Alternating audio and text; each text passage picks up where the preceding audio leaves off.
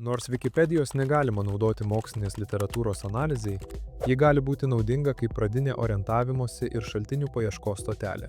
Wikipedijos straipsniuose dažnai pateikiamos nuorodos. Jeigu nuoroda nukreipia į publikaciją, kuri atitinka mūsų darbo temą, yra mokslinė ir publikuota per pastaruosius 5 metus, ją savo darbe naudoti galime. Kad būtų aiškiau, paimkime kelis pavyzdžius.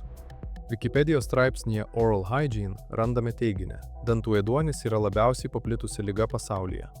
Norėdami šiuos duomenis panaudoti, privalome patikrinti teksto gale nurodytą pirminį šaltinį. Paspaudę nuorodą matome, kad šaltinis nebėra prieinamas. Kadangi negalime patikrinti ir pagrįsti rastos informacijos patikimumo, jos darbe naudoti negalime. Paimkime kitą pavyzdį. Tame pačiame Oral Hygiene Wikipedijos straipsnyje randame teiginį, jog dantų šepetėlis nuo dantų paviršiaus pašalina tik apie 50% apnašų.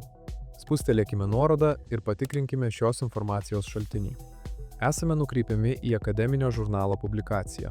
Kaip sufleruoja pavadinimas ir įvadinė pastraipa, straipsnis galėtų būti tinkamas studento darbui, jeigu tyrimo tema susijusi su burnos higiena. Straipsnis yra mokslinis. Jis paskelbtas žinomame, recenzuojamame ir atvirosios prieigos akademinėme žurnale. Taip pat turi DOI, PMID ir PMC numerius. Vis dėlto straipsnis buvo publikuotas 2011 metais, todėl nepatenka į studentams rekomenduojamą pastarųjų 5 metų mokslinių publikacijų laikotarpį. Pirmenybę reikėtų teikti naujesniems publikacijoms, todėl šio straipsnio nerekomenduojama naudoti kaip pagrindinio mokslinio šaltinio. Pereikime prie trečiojo pavyzdžio. Angliškame Wikipedijos straipsnyje Influencer Marketing rašoma, kad nuomonės formuotojų rinkodara yra veiksminga skatinant impulsyvų pirkimo elgesį. Patikrinę šalia pateiktą nuorodą matome, kad jį veda į straipsnį apie socialinių tinklų nuomonės formuotojų poveikį vartotojų elgsenai. Šis šaltinis gali būti naudingas studentams, rašantiems apie rinkodarą, vartotojų elgseną ar komunikaciją socialiniuose tinkluose.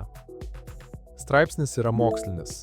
Jis publikuotas recenzuojamame žurnale, turi DOI, nurodytus autorius, tyrimo metodologiją ir pateiktus rezultatus. Kadangi straipsnis paskelbtas 2024 metais, jis patenka į rekomenduojamą pastarųjų 5 metų laikotarpį. Vadinasi, šį straipsnį galime naudoti literatūros analizėje. Paimkime 4 ir paskutinį pavyzdį. Lietuviškame Wikipedijos straipsnyje Dviračių turizmas randame teiginį, jog dviračių turizmo plėtrai Lietuvoje trūksta specializuotų trasų. Šios informacijos šaltinis yra verslo naujienų portalo Verslo žinios straipsnis. Rašant darbą turizmo tema, straipsnio turinys galėtų atitikti mūsų tyrimo problematiką. Tačiau šis tekstas nėra mokslinis, jis nėra recenzuotas, jame nepateikiamas tyrimo metodas, duomenų rinkimo ar analizės procedūros. Be to, jis nėra parašytas akademiniam leidiniui. Taigi, literatūros analizės dalyje šio straipsnio naudoti negalime. Vis dėlto tai nereiškia, kad tokio tipo šaltinio darbe negalima naudoti apskritai. Studentui svarbu atskirti 2 dalykus – mokslinę literatūrą, kuria remiasi teorinė darbo dalis, ir šaltinį, kuris tampa analizės objektu. Literatūros analizėje naudojame naujausias, recenzuotas mokslinės publikacijas. Tuo tarpu žiniasklaidos straipsniai, socialinių tinklų įrašai, Wikipedijos tekstai ir kiti nemoksliniai šaltiniai gali būti naudojami tada, kai jie patys yra tyrimo objektas arba empirinė medžiaga. Pavyzdžiui, Verslo žinių straipsnį nereikėtų naudoti kaip mokslinio šaltinio turizmo teorijai pagrįsti. Tačiau atsižvelgiant į tyrimo metodiką ir pasitarus su darbo vadovu, jis potencialiai galėtų būti naudojamas, jeigu studentas tiria, kaip Lietuvos žiniasklaidoje pristatomas dviračių turizmas ir jo infrastruktūros problemos. Tokiu atveju straipsnis būtų naudojamas ne kaip mokslinis argumentas, o kaip empiriniai duomenys.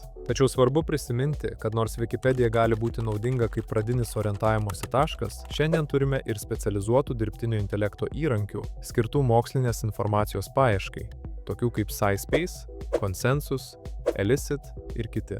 Šie įrankiai sukurti būtent mokslinių publikacijų paieškai, šaltinių atrankai, straipsnių santraukoms rengti ir ryšiams tarp tyrimų suprasti. Todėl ieškant mokslinių šaltinių literatūros analizai, pirmenybę geriau teikti moksliniams duomenų bazėms, bibliotekos ištekliams, pavyzdžiui, virtualiai bibliotekai ir specializuotiems mokslinės paieškos įrankiams.